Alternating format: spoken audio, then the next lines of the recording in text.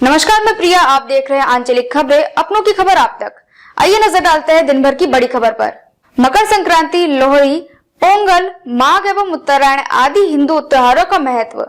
सूर्य से माटी तक कैसे हिंदू त्योहार प्रकृति की समृद्धि का उत्सव मनाते हैं। हिंदू त्योहारों में एकता, आभार और आध्यात्मिकता का प्रतीक हिंदू फसल त्योहार के माध्यम से समृद्धि का स्वागत। भारत के फसल त्योहार समृद्धि और परंपरा का उत्सव। हिंदू धर्म में प्रकृति, सूर्य और ऋतुओं का विशेष स्थान है, क्योंकि ये जीवन का आधार माने जाते हैं। ऋग्वेद और अन्य ग्रंथों में सूर्य देवता और अन्नपूर्णा की स्तुति इस बात का प्रमाण है कि जीवन के लिए ऊर्जा और भोजन का स्रोत प्रकृति है। इसी भाव के साथ फसल कटाई का मौसम भारतीय संस्कृति में विशेष महत्व रखता है। यह न केवल समृद्धि, आभार और खुशी का प्रतीक है, बल्कि कृषि पर आधारित हमारी परंपराओं का उत्सव भी है। प्रमुख फसल त्योहार जैसे मकर संक्रांति, पोंगल और लोहड़ी देश भर में अनूठा परंपराओं के साथ मनाए जाते हैं। इनके अलावा बिहू, उत्तरायण, माघी, टूसू पर्व और पौष संक्रांति जैसे क्षेत्रीय त्योहार इस मौसम की शोभा बढ़ाते हैं। आइए इन त्योहारों का इतिहास, महत्व और सांस्कृतिक महत्व को विस्तार से जानें। पहला, मकर संक्रांति, उत्पत्ति और पौराणिक महत्व। मकर संक्रांति सूर्य के मकर राशि में प्रवेश करने का पर्व है। ये हिंदू त्योहारों में से एक है जो सौर कैलेंडर पर आधारित है और प्राय 14 जनवरी को मनाया जाता है। ये त्योहार सूर्य देवता को समर्पित है, जो अज्ञानता के अंधकार को खत्म कर ज्ञान का प्रकाश फैलाते हैं। हिंदू मान्यताओं के अनुसार इस दिन भीष्म पितामह ने अपने प्राण त्यागे थे और मोक्ष प्राप्त किया था। एक अन्य कथा के अनुसार भगवान विष्णु ने इस दिन असुरों का संहार कर उनके सिर मदरांचल पर्वत के नीचे दबा दिए थे। कैसे मनाया जाता है? मकर संक्रांति को भारत के विभिन्न हिस्सों में अलग अलग तरीके से मनाया जाता है। उत्तर भारत में लोग गंगा, यमुना और गोदावरी जैसी पवित्र नदियों में स्नान करते हैं। महाराष्ट्र में महिलाएं हल्दी कुमकुम का आयोजन करती है और तिल गुड़ बांटकर अच्छे संबंधों की कामना करती हैं। कर्नाटक और तमिलनाडु में विशेष पकवान बनाए जाते हैं और पतंगबाजी की जाती है। विशेष पकवान तिल गुड़ और खिचड़ी। इस दिन तिल और गुड़ का महत्व है और तिल गुड़ के लड्डू बनाकर बांटे जाते हैं। उत्तर भारत में विशेष रूप से खिचड़ी पकाई जाती है। पश्चिम बंगाल में तिल और गुड़ से बने मीठे पकवान भी बनाए जाते हैं। दैनिक जीवन और हिंदू धर्म में महत्व। मकर संक्रांति दान, आत्मशुद्धि और आभार का संदेश देती है। माना जाता है कि इस दिन सूर्य की किरणें स्वास्थ्य और मानसिक शुद्धता प्रदान करती है। ये किसानों के लिए फसल कटाई के मौसम की शुरुआत का प्रतीक है। दूसरा, पोंगल, उत्पत्ति और पौराणिक महत्व। पोंगल 4 दिन का त्योहार है जो मुख्यतः तमिलनाडु में मनाया जाता है और मकर संक्रांति के साथ होता है।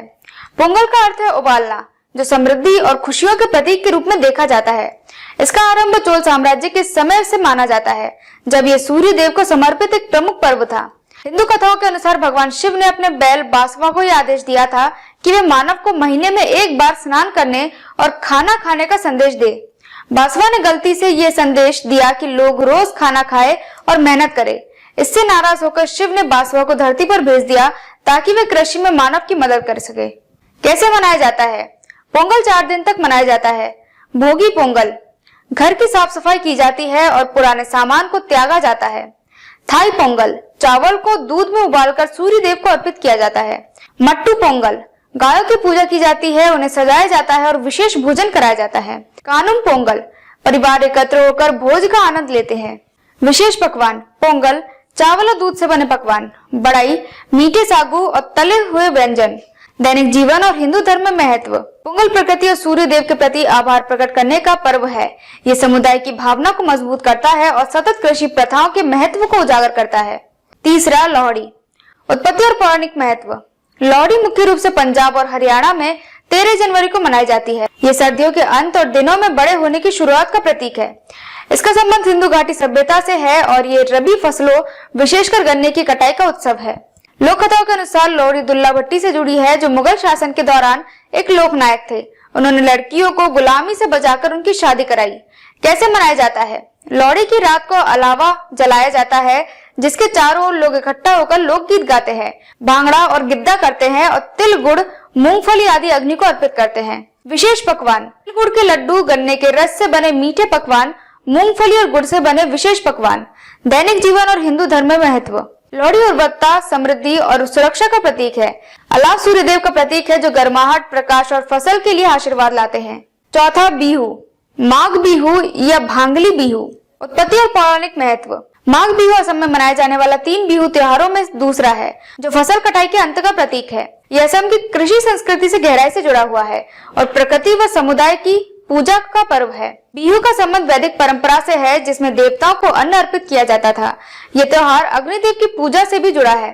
कैसे मनाया जाता है? लोग मेजी, बांस और भूसे से बने बड़े अलाव बनाते हैं और उन्हें जलाने से पहले चावल के केक और मिठाइयां अर्पित करते हैं।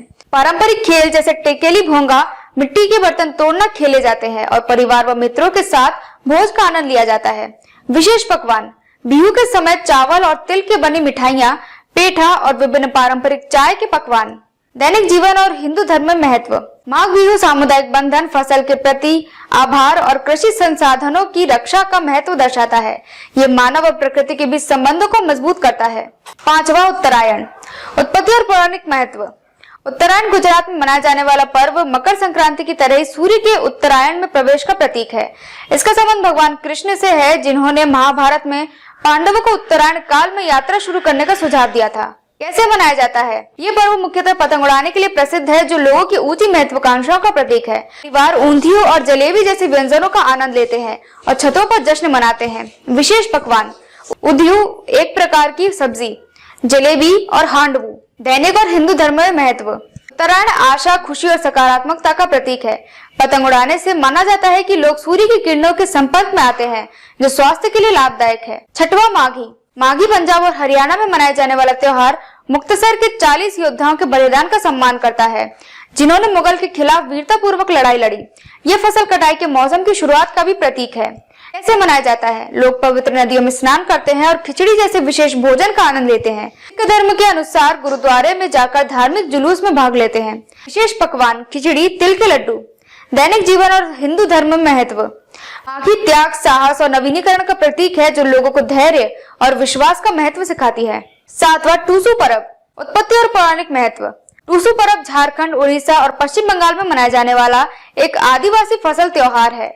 ये देवी टूसू की पूजा पर केंद्रित है, जो उर्वरता और समृद्धि की प्रतीक है। कैसे मनाया जाता है? महिलाएं पारंपरिक गीत गाती हैं, मिट्टी की मूर्तियां बनाती है और नई फसल चढ़ाती है। रंगीन सजावट के साथ जुलूस निकालते हैं। विशेष पकवान: चावल के पकवान, रोटियां और फल। दैनिक जीवन और हिंदू धर्म में महत्व: ये पर्व कृषि में महिलाओं की भूमिका और प्रकृति पूजा के महत्व को उजागर करती है। 8वां पौष संक्रांति। उत्पत्ति और पौराणिक महत्व: पश्चिम बंगाल में मनाया जाने वाला पौष संक्रांति पौष महीने के अंत और मकर संक्रांति की शुरुआत का प्रतीक है। इसका संबंध देवी लक्ष्मी से है, जो समृद्धि लाती है। कैसे मनाया जाता है? ताजा फसल और खजूर के गुड़ से पीठे और पायस जैसे पारंपरिक मिठाइयां बनाई जाती है। परिवार मिलकर भोज करते हैं और सूर्य देव को प्रार्थना अर्पित करते हैं। विशेष पकवान: पीठे, चावल के आटे से बने मीठे पकवान। पायस, खीर, गुड़ और खजूर से बने मीठे पकवान। जीवन और हिंदू धर्म में महत्व: पौष संक्रांति सामुदायिक संबंधों और आध्यात्मिक विकास को बढ़ावा देती है। ये साझा करने और आभार प्रकट करने के महत्व पर जोर देती है। भारत के फसल त्योहार देश की समृद्ध संस्कृति, धरोहर और कृषि परंपराओं को दर्शाते हैं। उत्सव न केवल समृद्धि का समय होता है, बल्कि ये भी सिखाते हैं कि प्रकृति और मानव के बीच सामंजस्य कैसे बनाए रखा जाए। इन त्योहारों के माध्यम से समुदाय एकत्र होते हैं, अपनी परंपराओं का सम्मान करते हैं और प्रकृति की कृपा के लिए प्रार्थना करते हैं। देखते रहिए आपका अपना चैनल आंचलिक खबरें, अपनों की खबर आप तक।